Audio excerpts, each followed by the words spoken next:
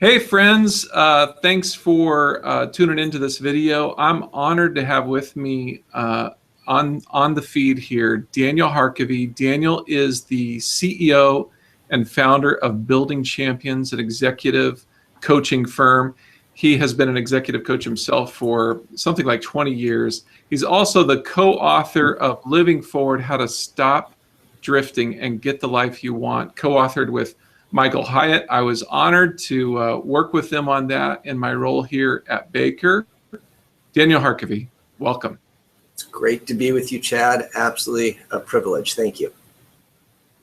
Well, great. So I have some book questions about life planning and living forward. And then I have some writing questions because I know that people tuning in are going to be interested in that. So let's just start with this question. How did this book come about?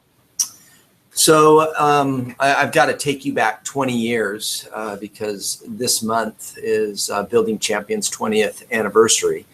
And for the last 20 years, we've been coaching business leaders through this process that we map out in the book, Living Forward. The process of life planning is all about self-leadership. And my belief is that how we lead ourselves 24/7 impacts how we lead our teams. Leadership comes down to two things. It's the decisions you make and the influence you have. And people are making conscious and subconscious decisions about to what level they will engage with you, and then sacrifice, follow, support, depending upon who they see you being.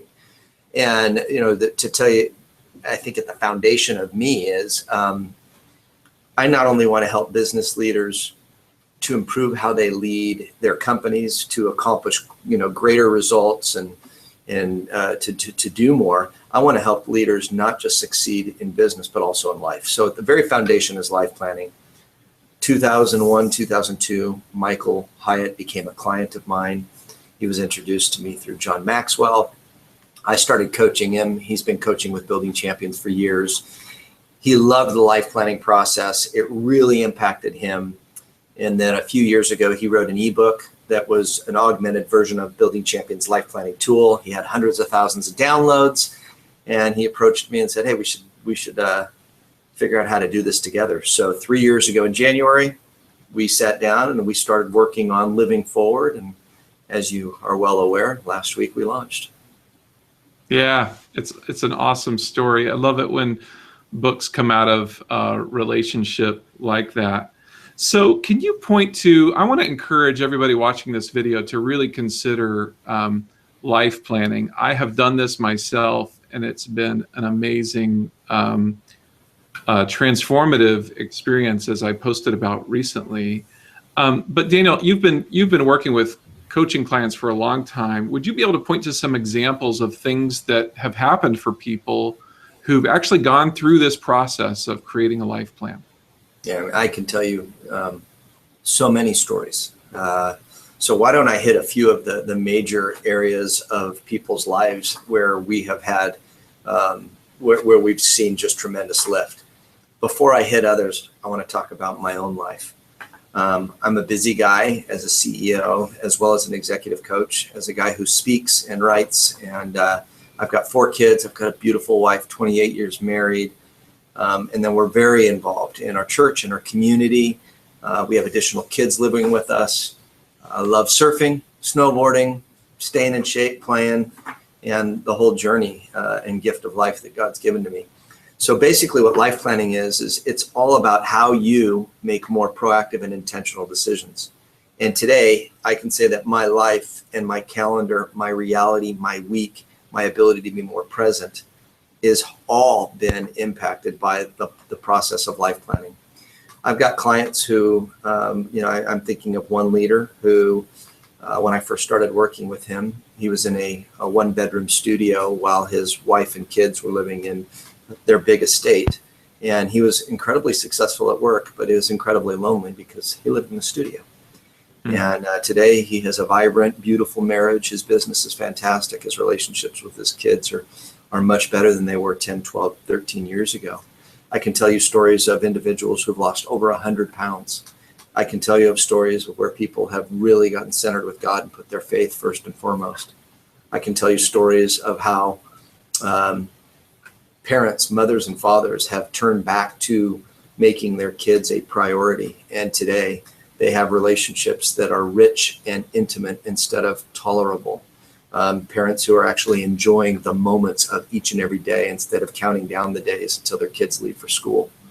I can tell you of stories of leaders who are much more successful at work because they're more present as a result of the fact that they're focusing the right appropriate amount of attention in all areas of their life instead of feeling the guilt and the shame and the rush and the manic kind of state of ignoring areas of their life. So Chad, dude, you got to stop me because honestly, I could go on for an hour on stories. Yeah, that's good. What is it specifically about the life planning process that you think is so effective? So I'm going to answer that question, I think, 3 ways. First is that it's so simple. I mean, the process that we mapped out, it is so incredibly simple to go through, number 1. Number 2, it engages the head and the heart. The way that we've mapped it out, it's not just a cerebral exercise, and there's all sorts of brain science and studies on performance and transformation. And what's required in order for us to transform and to master new habits, new disciplines, is that we have to not only know that what we're doing is right and it's going to lead to a better future, we need to believe it. So it's a head and heart deal, and this process engages both the mind and the heart. You develop a conviction. That's the second thing. And then the third reason that I think that it is so successful and why I think it's so powerful is because it's been backed up by countless studies. There's all sorts of brain science behind it. And basically what happens is if we attend to what's most important and then we focus on it on a daily basis, we review it all the time, all of a sudden we'll start to see our attitudes, our emotions, and our actions change. And then we'll see ourselves growing in the areas of our life that are most important. And I didn't know that until I started hanging out with my buddy, Henry Cloud. He was the one who said, Harkavy, do you understand all the brain science behind all of this? To which I said, no, Doc, please educate me. And he did. So that was pretty cool. So I'm a guy who's now been doing it for 20 years. And I would want you and everybody to know, well, you don't need to know, you're living it, but everybody else to know that I don't say this is the only way to live a more intentional, more successful life. You know, there's probably other ways. I just know this way works because I've been living it, and then I've walked thousands, and I mean probably tens of thousands of leaders through it over the last 20 years. It's seen massive transformation. Yeah, well, it's been true in my life, Daniel, and I'm so grateful that I got to. I mean, I was the editor for this book, but I also quickly became, an active participant with it, and I have seen dramatic results in my own life. So it's really helpful to hear you think out loud about the 3 reasons it's effective, and that makes a lot of sense. What's the number 1 piece of advice you would give to someone who's thinking about creating a life plan? Stop thinking about it and do it. I mean, there's no time like today, and don't buy the lie that tomorrow is going to be easier or better. I love Jim Rohn's quote around the law of diminishing intent. He teaches this, or he taught this whole lesson around the law of diminishing intent, and that is the further you put something out there, the lesser the probability of you actually doing it. So that's my number 1 piece of advice. My number 2 piece of advice, since you didn't ask, but I'm always free to gabba. It's an important point, and that is, don't think that this is something that is pass-fail for you. Don't think that if you put this life plan together that you're going to need to serve it and you're going to box yourself in and you're either going to pass or you're going to fail. A lot of people buy that lie. It's not true. It's a dynamic tool that you use to help you to make decisions. It's not pass-fail. None of us live it perfectly. But what it does is it shows us what's truly most important. And then by reviewing it, we start to see our habits, our thinking, our emotions change so that we start to see the results that we want over time. And I can tell you it's pretty powerful. Awesome. Thanks, Daniel. And for those watching, I think one of the most powerful parts of the life planning process is that you envision the future that you want to see happen. And basically the life planning process helps you do that in a methodical way for every area of your life. It's really, really powerful. Well, Daniel, a lot of my tribe are writers. And so I want to ask you some writing questions. Creating a life plan would be helpful to writers. Okay, so unfortunately we had a little bit of technology glitch there. Can you hear me? Yeah, I can hear you fine. All right, so I want to make sure I've got that. So how do I think a life plan would be helpful to writers? Exactly. Okay. So I think it's going to be helpful for writers as it is going to be helpful for everybody else. I think life planning is appropriate for a high school graduate as well as somebody who's getting ready to retire. So specific for writers, you know, the one thing that I'll tell you is that a writing project can be all consuming, but a lot of things can be all consuming. And if you don't put writing or your career or a passion into its rightful place, you can become so hyper-focused on it that in your pursuit of accomplishing that, you can neglect other areas of your life that may be more important for you. And then all of a sudden you wind up and you've got a really sweet 250-page manuscript, but you're broken in other areas of your life.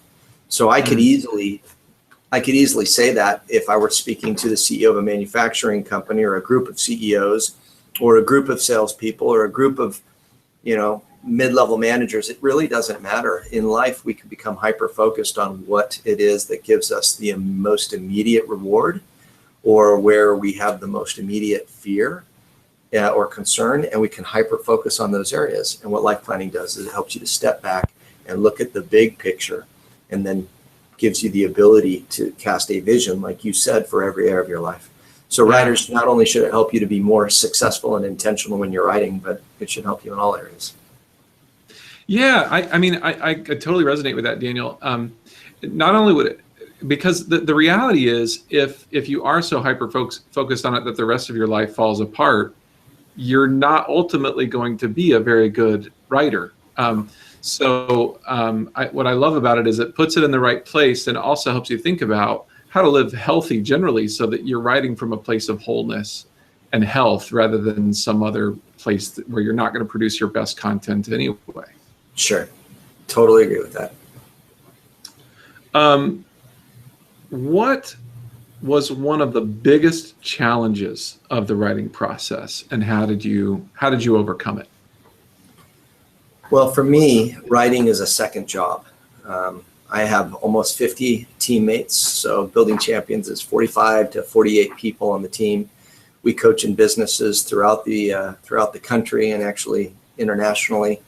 So my schedule as a CEO, as well as a guy who works with CEOs as an executive coach, is full.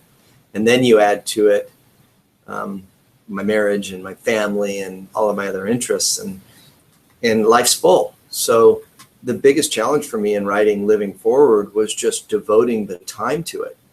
I wrote Becoming a Coaching Leader back in 2005. It came out in 2007. That thing took 2 years to go from proposal to launch. This one took 3 years to go from beginning to launch. And that wasn't proposal, that was just drafting it out.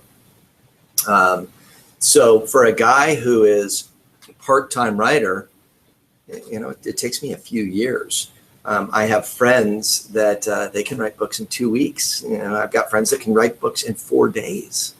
But they are vocationally, they're writers. That's what they do. I'm a businessman who writes, and I'm a coach who writes. So it's the time. Yeah.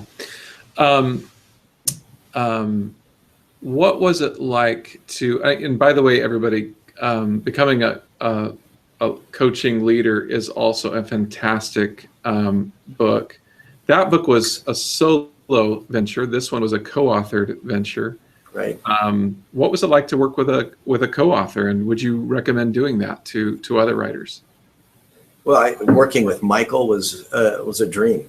You know, Hiatt and I, we had a cool process. It was awesome, and I'm not going to say it was without a twist or a turn. Mm-hmm. But the beauty with both of us is we were equally passionate about the message, and we were clear on the different bits of value that we brought to the process. I brought the model. I brought 20 years of validity. I brought the stories. I brought the conviction of the guy who's saying, this is at the very foundation of what I do for life. He brought, I experienced it. He brought, it changed my life. He brought the marketing platform.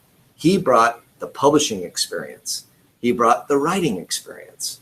So, you know, I looked at him and I said, buddy, I'm going to jump in the back seat whenever you're driving on any of those areas. And he looked at me and said, Daniel, I'm jumping in the back seat whenever you're driving. It really worked well.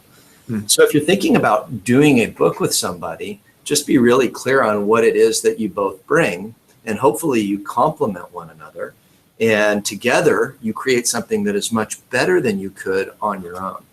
I could not be more pleased than I am with the partnership with him. I mean, I'm telling you, man, when we launched last week, as you were there, I just sat there and I went, oh my gosh, I so see the divine connection in this partnership. It's crazy. Yeah. That is so helpful. I think, you know, you guys defined your roles and kind of the parameters of what each of you did so well that when the manuscript got to me, you know, there wasn't a lot of confusion about who was speaking when or any of that. So that's great advice to make sure that writers clearly define those roles ahead of time. So what's the number one piece? Can I jump in on that? Because, you know, on the co-author thing, I might be able to add some value. If any of you are thinking of co-authoring a book, read Living Forward, not just because it'll change your life if you follow the life planning process, but also read how we did voice. We went back and forth on that. And basically what we agreed to do was we told the whole Living Forward story as if it were one voice. And then what we did was we called out our own stories. I, Daniel, did this. I, Michael, experienced this. And those are peppered throughout the book. And it was way better. I co-authored a book years ago, and I won't even mention it because I'm just going to let it go. But one chapter me, one chapter somebody else, one chapter me, one paragraph somebody else. It's so choppy and difficult to read that way. And we've had 170 Amazon reviews, and we're 5-star. I mean, it is killer. But a lot of the comments have been just the voice of the book. And I think that strategy really works. So if I were ever to co-author a book again, I would do the exact same thing. Yeah. There's definitely something to a continuous, you know, immersive reading experience. And if the reader's constantly having to jump between voices, it can definitely mess with that experience. Number one piece of advice for writers, I understand that you're a businessman who writes, that this isn't your full-time gig, but you've written 2 books and they both have done pretty well. So you're as qualified as anybody to give advice to aspiring writers. Talk to some man or woman out there who has this dream of getting this message out into the world. What advice or encouragement would you offer that person? So I've met with people who say they so badly want to write a book. And I always say, why? What's the message? And if they can't answer that with absolute succinct conviction and clarity, I tell them, don't waste your time. So there has to be something in you that you want to share with the world. And let's just right now talk about it as being in the nonfiction realm. If you've got a message that can help a certain demographic, if you've got a perspective that can help a certain demographic, and you've got this unique slant, there's a burden in you, you've got experience, just begin putting it to paper. I think that's the key. But number one, you've got to have a burning passion,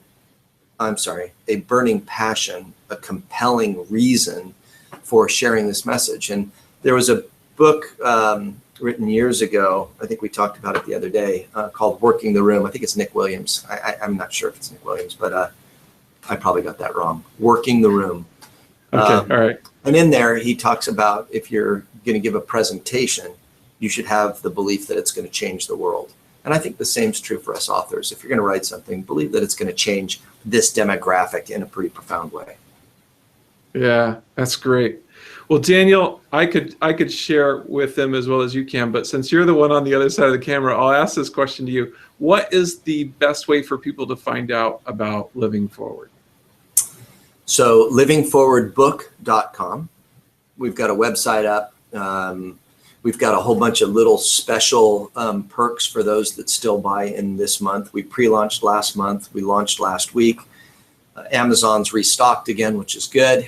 But if people buy right now at livingforwardbook.com, there's a study guide. There's some quick start guide, and then there's the very, very much touted coloring book, which is awesome. So go to Living Forward, or just go to any of your retailers. It's everywhere. So thank you, Baker Books. It's pretty cool. I've got hundreds of clients that are posting pictures of the book in different airports. I got one yesterday in Honolulu, and we've seen them all throughout the country. It's pretty darn cool.